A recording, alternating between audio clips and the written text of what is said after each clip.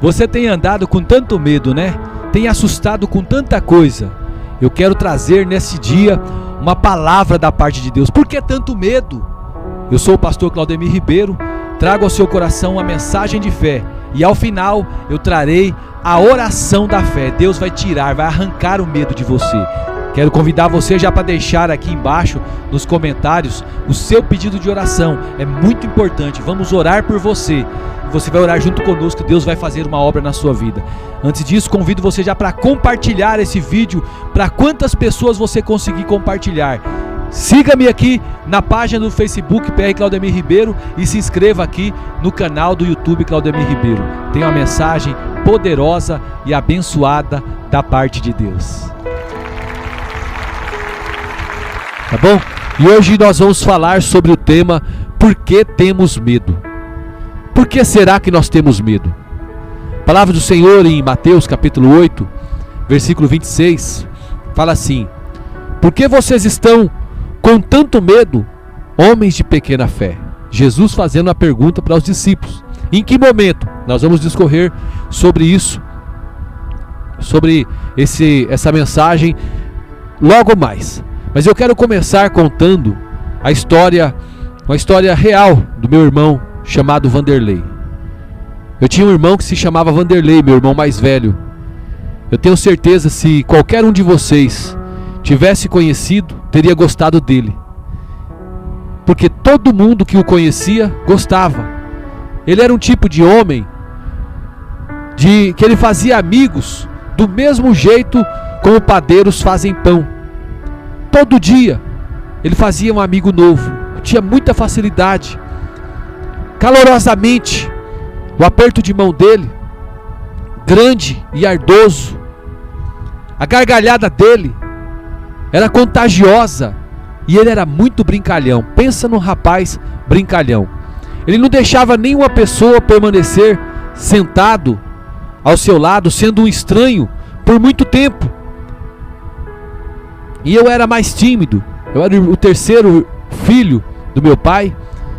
Meu pai teve 6 filhos. Eu era muito tímido. E eu contava com ele para que fosse apresentado para outras pessoas. Sempre foi assim. Quando uma família ela mudava para nossa rua, ou quando alguém novo entrava ali no pedaço, meu irmão, o Vanderlei, era o embaixador. E aí no ano de 1997, Vanderlei começou a fazer trabalhos sociais. Ele pensou em ser candidato a um cargo de vereador lá na cidade de Guarulhos, onde nós morávamos.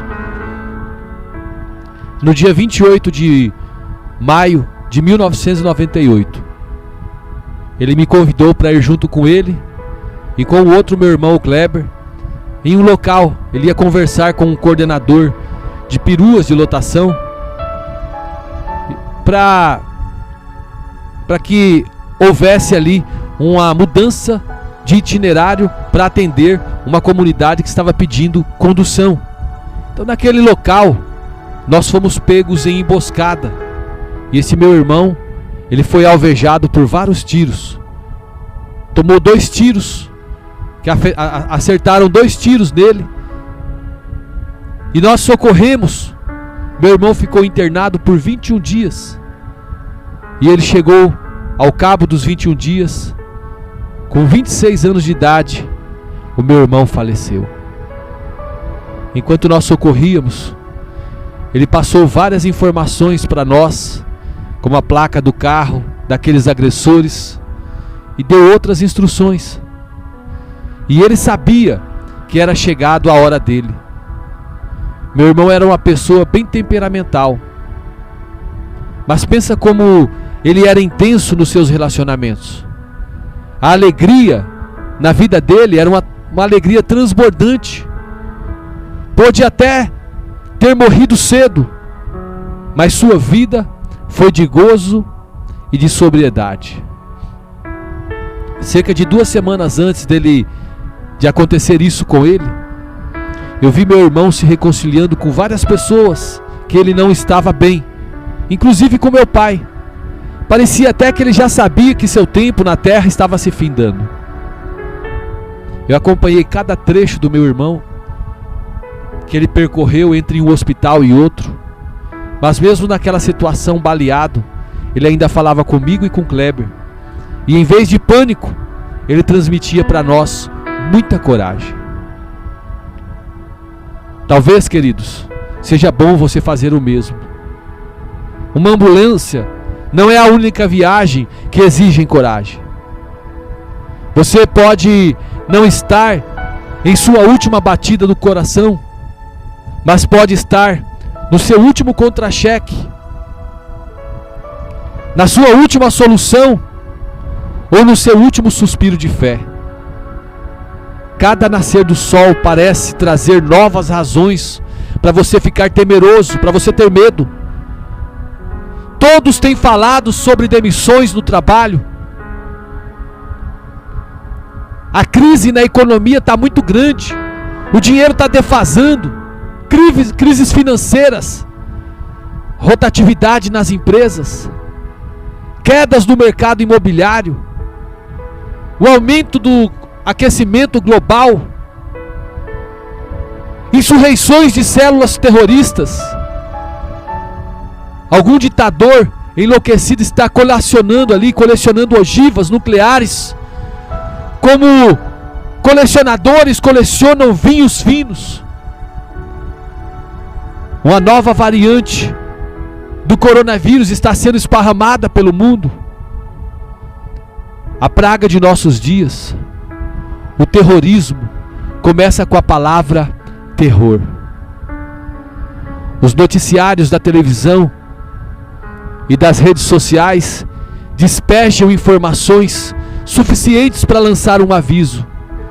Cuidado, este noticiário é melhor ser assistido no confinamento de uma caverna subterrânea. Temos medo de sermos processados, de sermos os últimos a terminar algo, de ficarmos sem dinheiro. Tememos a pinta que apareceu nas costas, aquele vizinho novo em que se mudou para o lado da sua casa, o som que o relógio faz enquanto nos aproxima da nossa sepultura. Nós sofisticamos planos de investimento, nós criamos elaborados sistemas de segurança e legislamos por um exército mais forte. E no entanto, dependemos de calmantes muito mais do que qualquer outra geração da história. Esta geração nossa é a geração que mais se embebeda e empazina de calmante. Além do mais, a criança comum hoje tem o mesmo nível de ansiedade de um paciente psiquiátrico comum nos anos de 1950. Olha só como que nós estamos vivendo nos dias atuais. O medo, ao que parece, alugou o prédio ao lado por 100 anos e ali se estabeleceu. Algo enorme e rude. O medo não está disposto a dividir o coração com a felicidade. Não. A felicidade acaba obedecendo ele.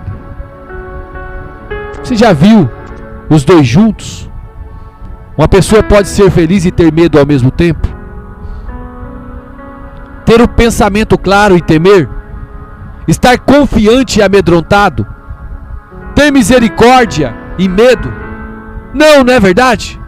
O medo é o grande valentão no corredor da escola. O medo é algo impetuoso, barulhento e improdutivo.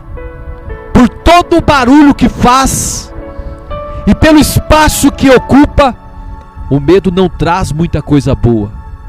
O medo nunca na história, nunca escreveu uma sinfonia ou um poema.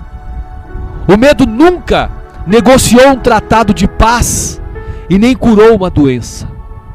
O medo nunca libertou uma família da pobreza, nem um país da intolerância.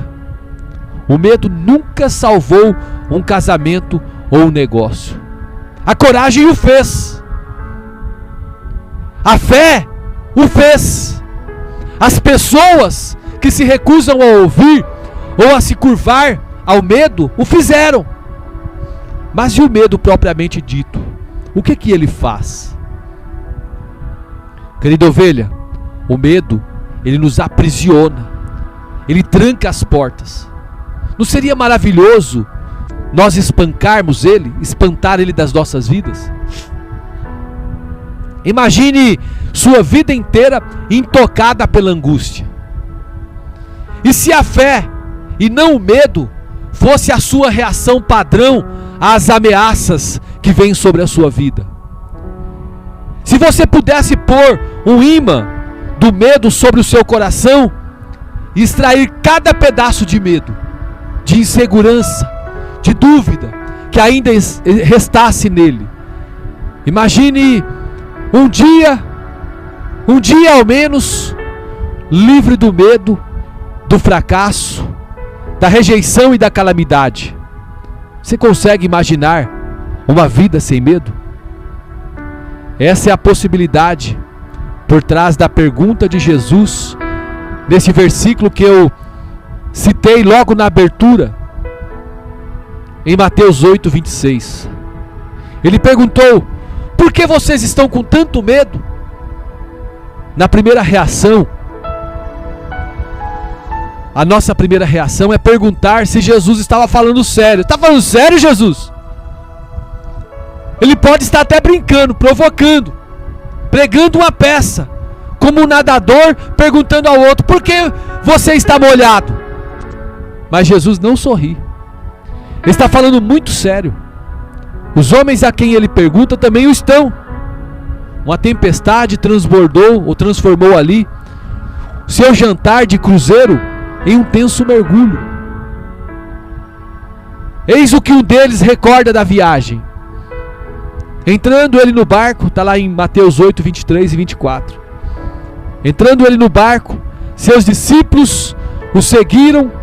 De repente uma violenta tempestade abateu-se sobre o mar, de forma que as ondas inundavam o barco. Essas são as palavras de Mateus. Ele se lembrou bem da tempestade violenta e do barco agitado, e ele foi cuidadoso com suas palavras. Qualquer palavra não bastaria. Ele puxou o seu dicionário grego de sinônimos da prateleira e caçou uma palavra que descrevesse como as ondas explodiam no barco. Ele pulou os termos comuns para chuvas de primavera, borrascas, pancadas de chuva ou aguaceiros. Eles capturavam o que ele sentiu e viu naquela noite. A terra e a praia estavam tremendo. Ele se lembrava de mais do que ventos e ondas. Seus medos desceu pela coluna de sinônimos até chegar a uma palavra que funcionasse. Ah! Aqui está! Quais palavras? Seismos, um tremor, uma erupção de céu e mar. Um grande seismos surgiu no lago. Esse termo aqui, queridos, ainda ocupa um espaço no nosso vernáculo. Um sismólogo, ele estuda os terremotos. Um sismógrafo, ele os mede. E Mateus, juntamente com uma tripulação de recrutas novatos, sentiu um sismo que os sacudiu por completo. Ele usou essa palavra em duas outras ocasiões. Uma vez na morte de Jesus, quando o Calvário tremeu, e mais uma vez na ressurreição de Jesus, quando a sepultura tremeu, lá em Mateus 28, verso 2. Aparentemente aqui, a tempestade acalmada, compartilha de igual importância na trilogia dos grandes feitos de Jesus, derrotando o pecado na cruz, a morte na sepultura e aqui silenciando o medo no mar. O medo, ele é algo repentino. Sabemos que o medo foi repentino porque a tempestade o foi. Uma tradução mais antiga, ela diz que de repente uma violenta tempestade abateu-se sobre o mar. Tem vindo tempestade sobre a sua vida, não tem? Ela nunca avisa que está chegando. Às vezes você está num tempo de calmaria na sua casa, na sua vida, no seu trabalho, e vem uma grande tempestade. Problemas, situações se levantam, desemprego, doenças, uma briga, uma discórdia. Tantas situações acontecem e o medo bate à sua porta. Nem todas as tempestades começam de repente. Fazendeiros podem ver a formação de nuvens de tempestade horas antes de a chuva cair. Essa tempestade, no entanto, ela irrompe como um leão saindo do mato. Em um momento, os discípulos estão embaralhando as cartas para um joguinho de copas, e no instante seguinte estão bebendo água do mar da Galileia. Pedro e João, os dois eram marinheiros experientes, e eles lutam para manter o navio em pé ali, aquela embarcação em pé. Mateus, assumido homem de terra, ele luta para não vomitar o seu café da manhã. Quem era Mateus? Ele era cobrador de imposto. Ele não tinha imaginado que sua viagem seria assim. Você consegue perceber sua surpresa quando junta suas duas frases? Lá de Mateus 8, 23 e 24. Entrando ele no barco, seus discípulos o seguiram. De repente uma violenta tempestade abateu-se sobre o mar. Você não gostaria de uma segunda frase mais leve, uma consequência mais feliz da sua obediência? Será que você gostaria ou não? Entrando ele no barco, os discípulos ali de Jesus o seguiram. De repente você estava esperando uma frase mais ou menos assim: um grande arco-íris apareceu do céu, um bando de pombas voou em formação feliz, e um mar calmo como vidro espalhava seu mastro. Os seguidores de Cristo não curtem um calendário cheio de cruzeiros no Caribe? Lógico que sim. Só que nessa história, ela dá um lembrete a um só tempo, não tão sutil, não tão popular. Embarcar com Cristo pode significar se molhar com Cristo. Isso mesmo. Quando você embarca com Cristo, você pode se molhar com Ele. Os discípulos podem esperar mares violentos e ventos bravos. É o que Jesus fala em João 16, verso 33. Neste mundo vocês terão aflições. Ele não fala que podem ter, ou talvez tenham. Ele fala: neste mundo vocês vão ter aflições. Palavras de Jesus. Eu quero dizer para você, querida ovelha, você que está me ouvindo agora, Deus está falando com você. Seguidores de Jesus contraem malária. Seguidores de Jesus contraem coronavírus, contraem gripe. Os seguidores de Jesus ficam doentes também. Os seguidores de Jesus enterram crianças. Os seguidores de Jesus lutam contra o vício. E como resultado, também encontram o medo. Não é a ausência de tempestades que nos distingue das outras pessoas, e sim quem nós descobrimos na tempestade. Se você descobrir como os discípulos descobriram um Cristo imperturbado, você está no lugar certo. Jesus estava lá dentro do barco, na proa do barco, dormindo. Ele dormia. Agora aí está uma cena. Os discípulos gritam e Jesus está sonhando. O trovão ruge e Jesus ronca. Ele não tira uma soneca ou descansa. Ele dorme profundamente mesmo. Você poderia dormir em um momento desses? Você conseguiria pegar no sono enquanto gira, sem parar, em uma montanha russa? Em um túnel de vento? Jesus dorme nesse mesmo evento. O Evangelho de Marcos adiciona detalhes curiosos, né? Lá no livro de Marcos, capítulo 4, versículo 38, Jesus estava na popa dormindo com a cabeça sobre um travesseiro. Na popa, sobre um travesseiro? Por que a primeira? De onde veio o segundo? Os pescadores ali, queridos, do primeiro século, eles usavam grandes e pesadas redes para trabalhar. Então eles guardavam as redes ali em um abrigo construído na popa para esse objetivo. Dormir sobre a popa era pouco prático, não dava espaço nem proteção. Aquele pequeno compartimento sob a popa dava as duas coisas, era a parte mais fechada e a única protegida do barco. Então Cristo, ele um pouco sonolento das atividades do seu dia, ele aninhou-se ali sobre o convés para dormir um pouco.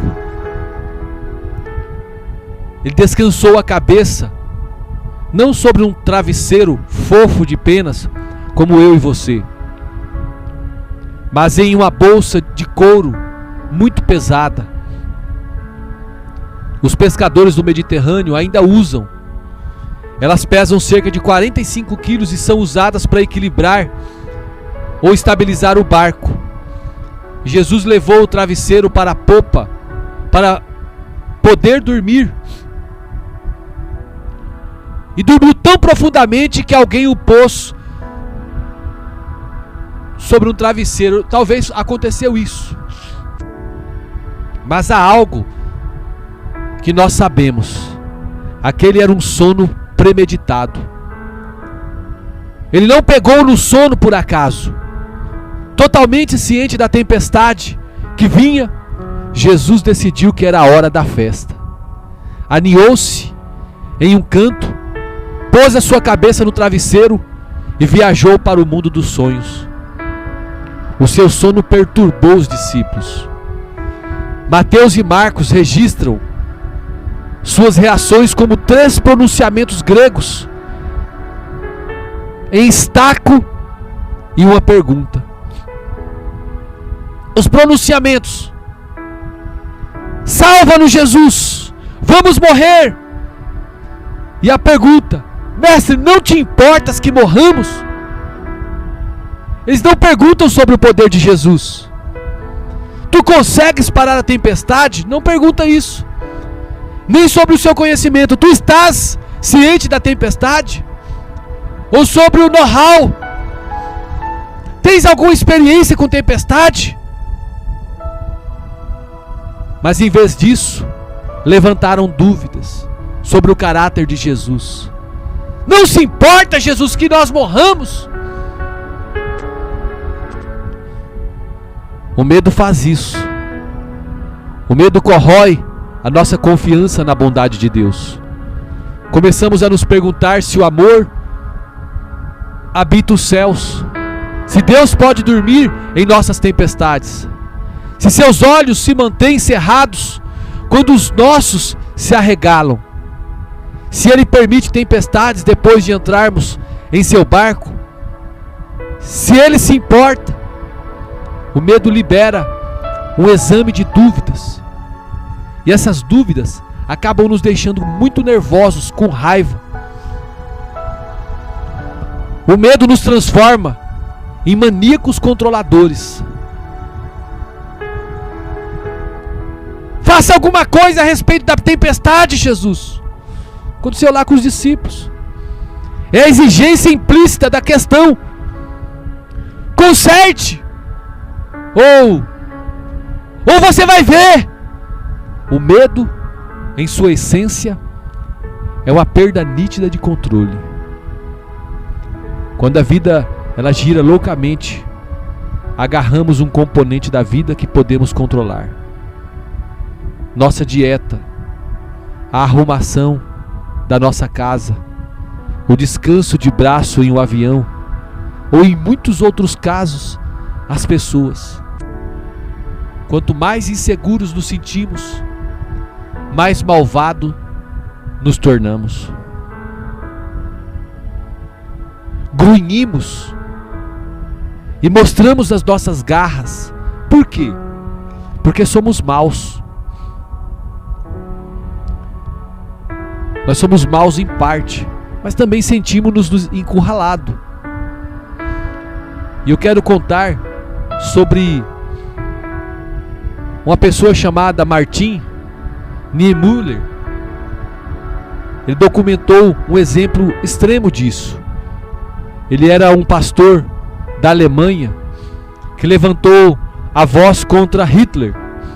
Quando conheceu o ditador em 1933, Martin Niemöller ficou no fundo da sala e ouviu. Mais tarde, quando sua esposa lhe perguntou o que ele tinha aprendido, ele disse: descobri que Hitler é um homem terrivelmente apavorado. O medo libera o tirano dentro de nós. Ele também enfraquece a nossa memória. Os discípulos tinham razões para confiar em Jesus. Até então eles já o tinham visto curando todas as enfermidades e doenças entre o povo.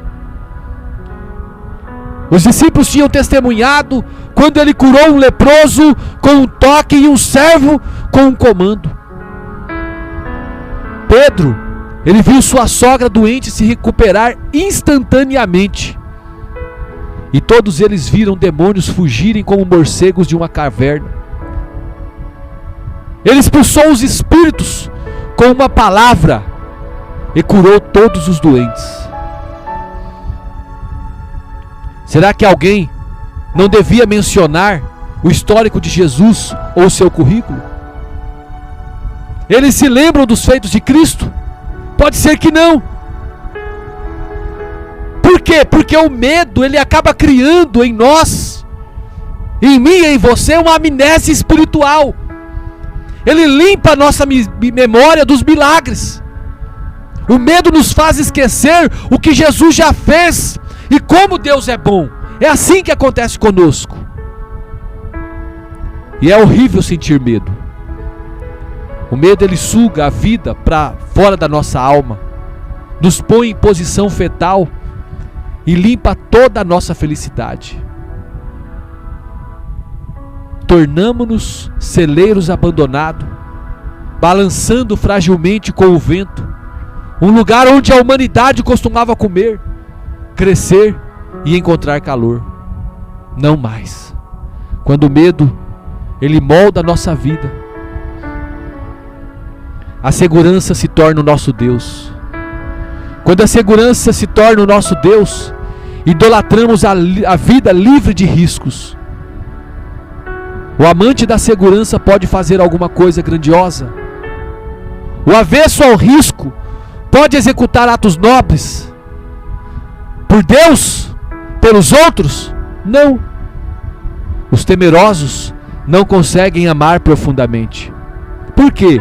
Porque o amor é arriscado. Eles não podem dar aos pobres. A benevolência não tem garantia de retornos. Os temerosos não podem sonhar livremente. E se seus sonhos pifarem e caírem do céu, a adoração da segurança enfraquece a grandeza. Não é à toa que Jesus trava tremenda guerra contra o medo. Seu comando mais comum emerge do lema: não tema. Os evangelhos listam cerca de 125 imperativos emitidos por Cristo. Destes 125, 21 nos dizem para não temer, ou não ter medo, ou ter coragem. O segundo comando mais comum, amar a Deus e ao próximo, aparece apenas 8 vezes, 8 ocasiões. Se a quantidade aqui, queridos, for um indicador, Jesus leva nossos medos a sério. A frase que ele disse mais do que qualquer outra, foi esta: não tenha medo. Não tenha medo. Irmãos, às vezes riem ou reclamam do comando mais comum dos seus pais. Eles sempre se lembram de suas mães dizendo: cheguem em casa na hora, ou arrumou o seu quarto. Seus pais também tinham as suas instruções favoritas, não é verdade? Mantenha o queixo para cima, trabalhe duro. E eu me pergunto se os discípulos alguma vez refletiram nas frases mais comumente repetidas do nosso Senhor Jesus Cristo. Se o tivessem feito, teriam notado: Ele sempre estava nos mandando ter coragem. Portanto, não tenham medo. Vocês valem mais do que muitos pardais. Tenha bom ânimo, filho, os seus pecados estão perdoados. Lá em Mateus 9:2. Mateus 6:25. Portanto, eu lhes digo: não se preocupem com a sua própria vida, quanto ao que comer ou beber. Lucas 8:50. Não tenha medo, tão somente creia e ela será curada. Mateus 14:27. Ele diz: coragem, sou eu. Mateus 10:28. Ele fala: não tenha medo dos que matam o corpo, mas não podem matar a alma. Lucas 13:32. Ele diz: não tenha medo, pequeno rebanho, pois foi do agrado do Pai dar-lhes o reino. João 14, versos 1 ao 3. Não se perturbe o coração de vocês. Creiam em Deus, creiam também em mim. Voltarei e os levarei para mim mesmo, para que vocês estejam onde eu estiver. João 14:27. Não se perturbe o seu coração, nem tenham medo. Lucas 24:38. Ele diz: por que vocês estão perturbados e por que se levantam dúvidas no coração de vocês? Mateus 24, verso 6. Vocês ouvirão falar de guerras, rumores de guerras, mas não tenham medo. Mateus 17, verso 7. Mas Jesus se aproximou, tocou neles e disse: levantem-se, não tenham medo. Jesus não quer que você viva em um estado permanente de medo. E nem você nunca disse coisas do tipo: minhas fobias me fazem saltitar. Minhas fobias me fazem saltitar. Eu seria um péssimo pai se não fosse pela minha hipocondria. São coisas que nós falamos. Às vezes nós falamos assim: agradeço a Deus pelo meu pessimismo, ou eu sou uma pessoa muito melhor desde que perdi a esperança. Meu médico me diz que se eu não começar a me afligir, eu vou perder a minha saúde. Já aprendemos o alto custo do medo, não é verdade? A pergunta de Jesus, ela é muito boa. Ele levanta a cabeça do travesseiro, sai da popa para a tempestade e pergunta: por que vocês estão com tanto medo, homens de pequena fé? Para ser claro, queridos, o medo tem uma função saudável.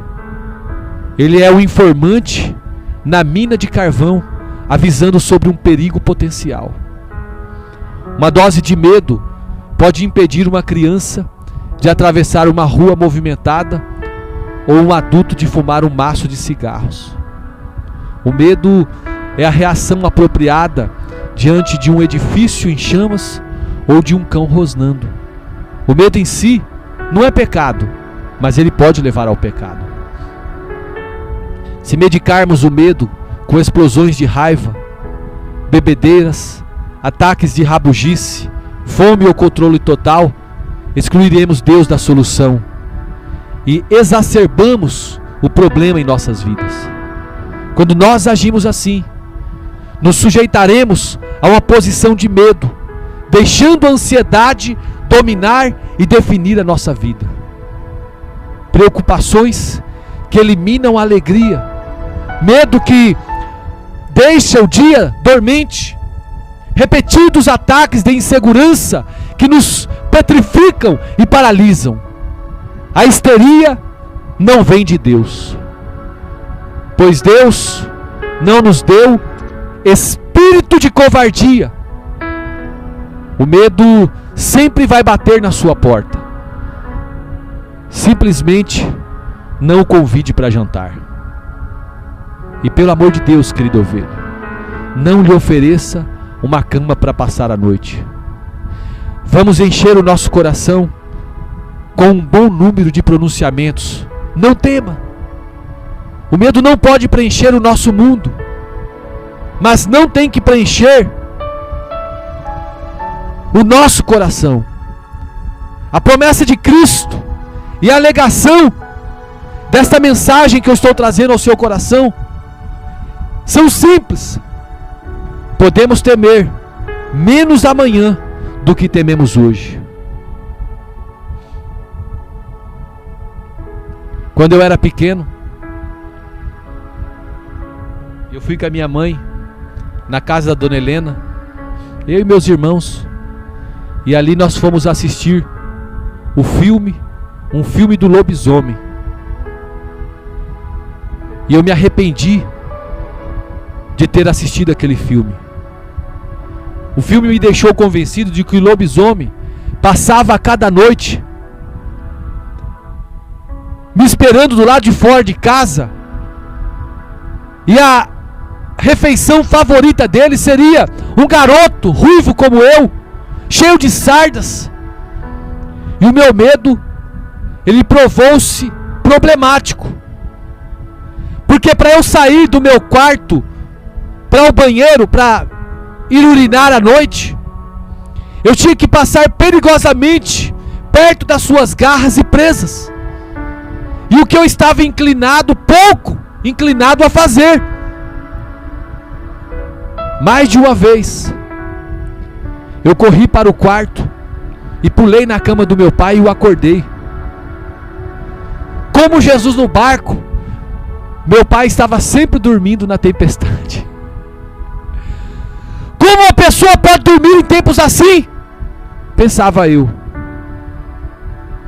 E ele abria ali o seu olho sonolento e perguntava: "Você está com medo do que, Claudemir?" E eu lembrava ele do lobisomem. "Ah, do lobisomem." Aí ele levantava da cama, me armava com coragem humana, sobre-humana, né? E acompanhava pelo vale da sombra da morte, e me levava ali ao banheiro para urinar. E eu olhava para ele cheio de admiração. Que tipo de homem é esse? Sabe, queridos, Deus vê as nossas tempestades sísmicas, como o meu pai via o meu medo do lobisomem. Ele então fez o quê? Ele se levantou e repreendeu os ventos e o mar, e fez-se completa bonança. Foi isso que Jesus fez.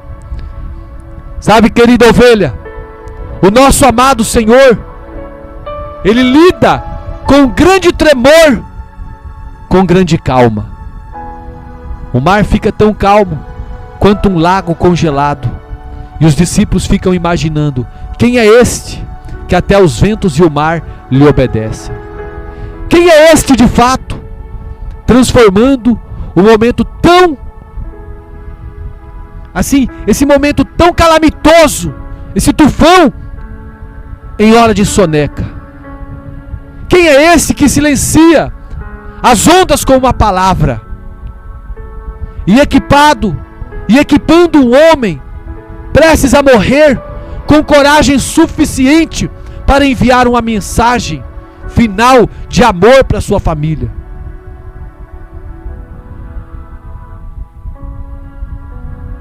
Quem é este?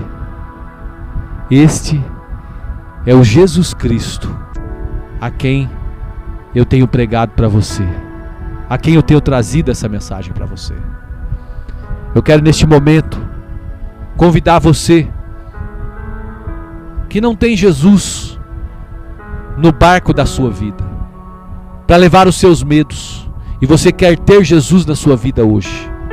Eu quero convidar você para fazer a oração do arrependimento, a oração de voltar para os braços do Pai. Você que está desviado dos caminhos do Senhor, eu quero convidar você a orar comigo.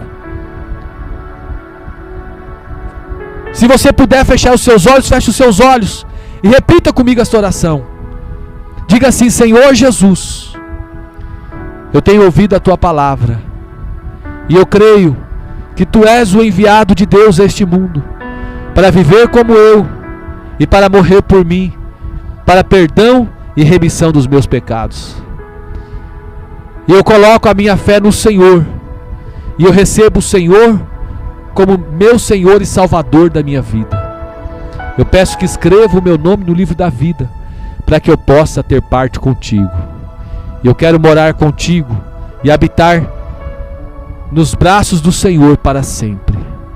E eu que estava desviado dos teus caminhos, eu decido voltar aos braços do Pai, me reconciliar com o Senhor e dizer: faz-me nova criatura nas suas mãos. Não deixe que as coisas velhas venham tomar conta da minha vida novamente, mas que tudo se faça novo, em nome de Jesus.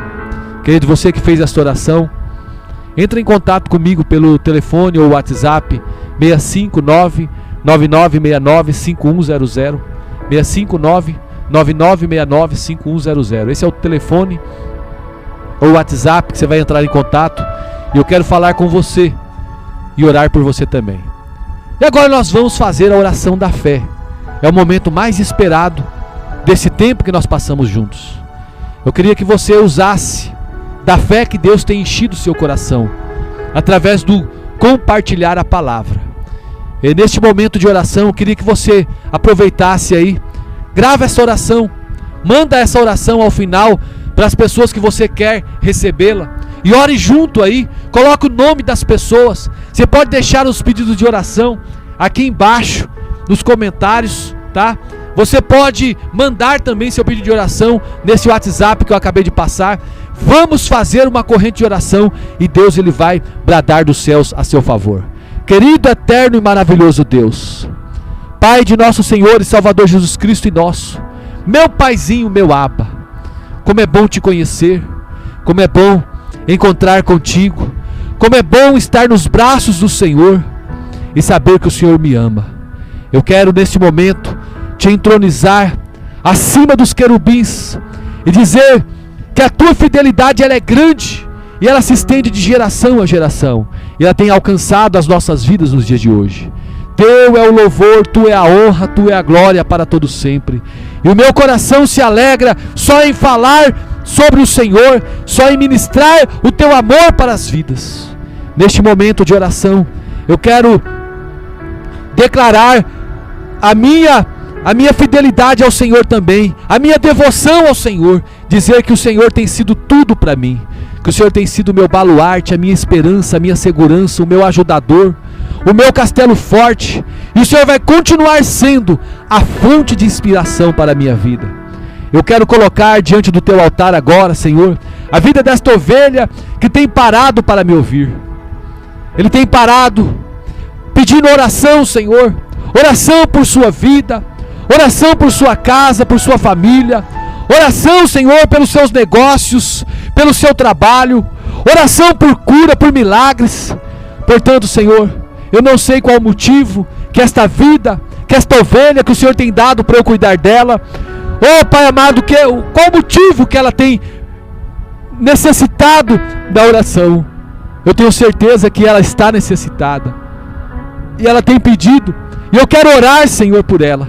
Eu quero orar também por cada vida, Senhor, que tem pedido oração ali no message, que tem mandado, Senhor, ao final de cada ministração, o seu pedido de oração. Oh Pai amado, eu peço que o Senhor venha confirmando a bênção, confirmando a solução do problema.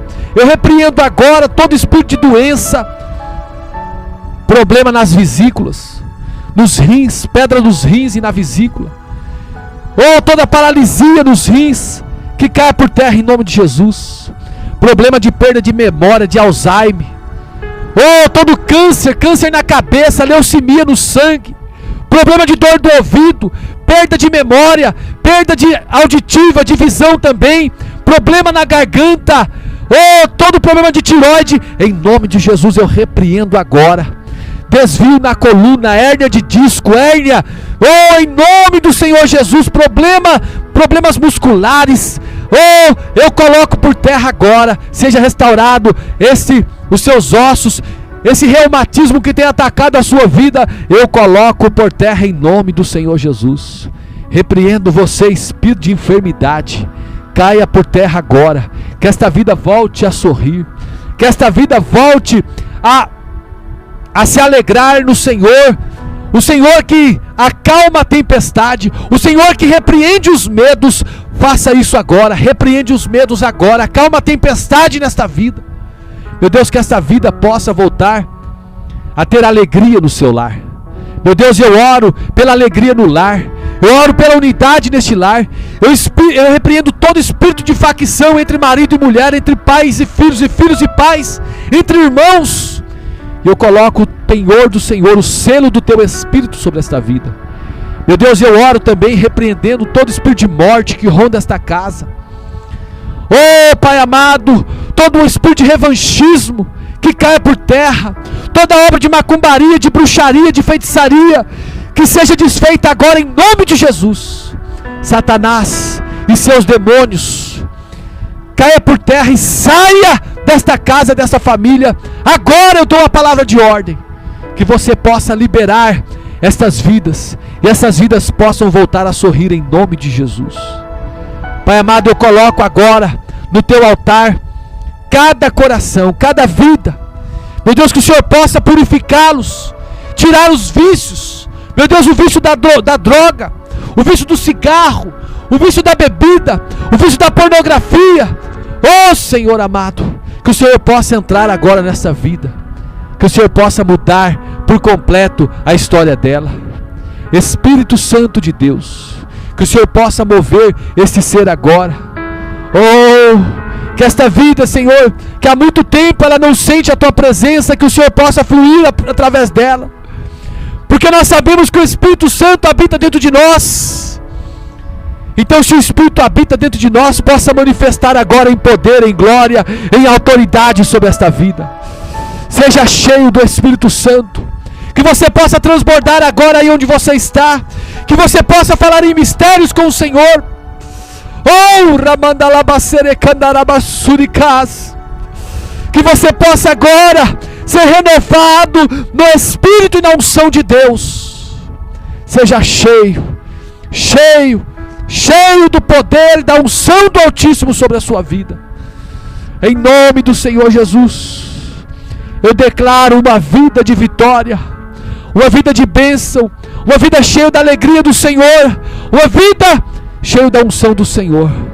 Eu oro, Senhor, sobre a vida ministerial deste irmão, desta irmã, desse pastor, deste obreiro, meu Deus, desse líder que tem parado para me ouvir. Oh Pai amado, eu oro em favor do pastor Aloysio Silva, da pastora Márcia, do pastor Cristian, da pastora Jaqueline, do pastor Alexandro Dotto e da pastora Naline, do pastor Washington, da obreira Paula, da minha vida e da minha esposa, dos meus filhos, de cada membro da célula que eu lidero, de cada líder em treinamento. Coloca as tuas mãos, Senhor, e opera tudo em todos. Derrama da tua paz, do teu milagre e da tua alegria, a alegria da tua salvação. É o que eu te peço, Pai. Eu peço em favor de cada irmão, de cada irmã que tem feito parte do projeto Gideões Conectados, de que tem ofertado, contribuído para que a tua palavra ela vá mais longe pelas redes sociais. Multiplica o celeiro de cada um, Senhor. Multiplica a semente de cada um, e que eles possam ter em abundância, em nome de Jesus. Eu oro e te agradeço hoje e sempre. Amém e amém, Senhor Jesus. Glória a Deus. Aleluias. Queridos, Deus é muito bom e é maravilhoso, né? Tem gostado desta palavra? Deus tem falado com você? Tem sido um tempo de abundância? Tem, né? Eu quero convidar você para ser um Gideão conectado junto comigo. O que é Gideão conectado, pastor? Gideões Conectados é um projeto que Deus colocou no meu coração para nós levarmos a palavra do Senhor através das mídias sociais. E hoje nós colocamos essa palavra que nós pregamos aqui agora, e esta oração da fé, nós colocamos ela numa plataforma digital, e ali nós patrocinamos ela. Então eu convido você para ser um dos 10. Hoje nós precisamos de 10 pessoas para patrocinar esta mensagem de hoje, para nós colocarmos no ar na próxima semana, lá na plataforma digital, na página do Facebook PR Claudemir Ribeiro. E eu convido você para ser um desses 10, para ofertar R$1 por dia, ou seja, R$30 por mês. Pastor, eu quero ofertar mais. Você pode ofertar o tanto que você quiser, sentir no coração, mas o nosso projeto é de R$30 por mês. Isso não vai fazer falta para ninguém, não faz falta para mim, não vai fazer falta para você, tá? E eu quero convidar você para participar comigo do projeto Gideões Conectados. De que forma você vai fazer esta oferta? Você vai entrar em contato comigo através do WhatsApp ou do telefone 659-9969-5100. 659-9969-5100. Você vai falar assim: pastor Claudemir Ribeiro, eu quero fazer parte do projeto Gideões Conectados. Me manda aí o Pix ou o número da conta, que eu já vou fazer a transferência. E eu vou pegar o teu contato, vou colocar no nosso grupo ali do nosso projeto Gideões Conectados, e iremos fazer a obra do Senhor junto. Amém? Que o Senhor Jesus te abençoe e te guarde, que Ele resplandeça o rosto dele sobre a sua vida, Ele tenha misericórdia de você, te derrame muita paz. Em todo tempo, em todo momento, você possa dizer assim, bem forte, com toda a força da sua alma: o Senhor é meu pastor e nada me faltará. Se Deus é por nós, quem será contra nós? Eu tudo posso naquele que me fortalece. Que o amor de Deus, a graça de nosso Senhor e Salvador Jesus Cristo, a comunhão e a consolação do Espírito Santo seja sobre a sua vida hoje e sempre. Você pode dizer amém? Glória a Deus, aleluias. Que Deus abençoe a sua vida em Cristo Jesus. Shalom Adonai. Até a próxima, se Deus assim nos permitir.